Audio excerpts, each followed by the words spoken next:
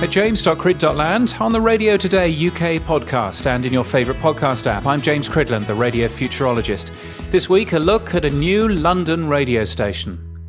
I talk a lot about making the most of your radio station's content. The tyranny of the transmitter, something that needs feeding 24 hours a day, means that historically we're not that good as an industry making sure that we capture and reuse our content in other ways. Much of what we do in radio is informed by our history and tradition rather than what's right for today's programme making. Live radio is one of those things. In the 1920s and 1930s, it was the only way to make great radio.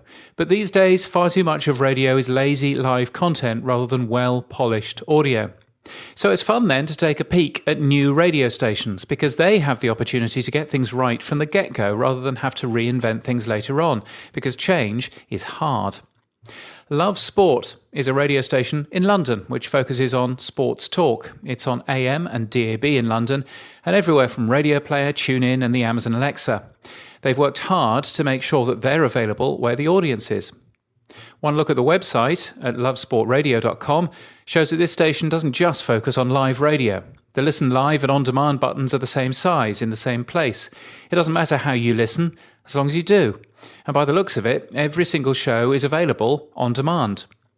They use clips of what they've broadcast on Facebook, a social medium which does rather better than Twitter for short pieces of audio, since Facebook is less of the moment and rather better at surfacing posts from the last few days.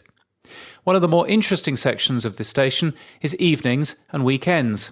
And it's here that Love Sport benefits from being in a city with 11 professional league football teams.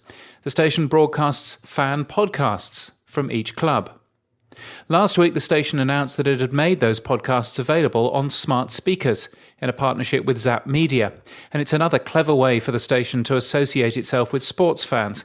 And while smart speaker consumption is still relatively low, it's still a good time to get into these services. Finally, and for noting, the station is known as Love Sport on air, but Love Sport Radio off air in logos and online.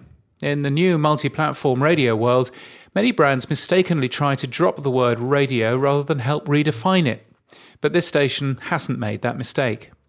It's tempting when you launch a new station to do radio the way it's always been done, but better and braver to design your programming and distribution strategy based on radio in the late 2010s rather than the early 1980s. You can get my weekly newsletter at james.crid.land and daily podcast news at podnews.net. And until next time, keep listening.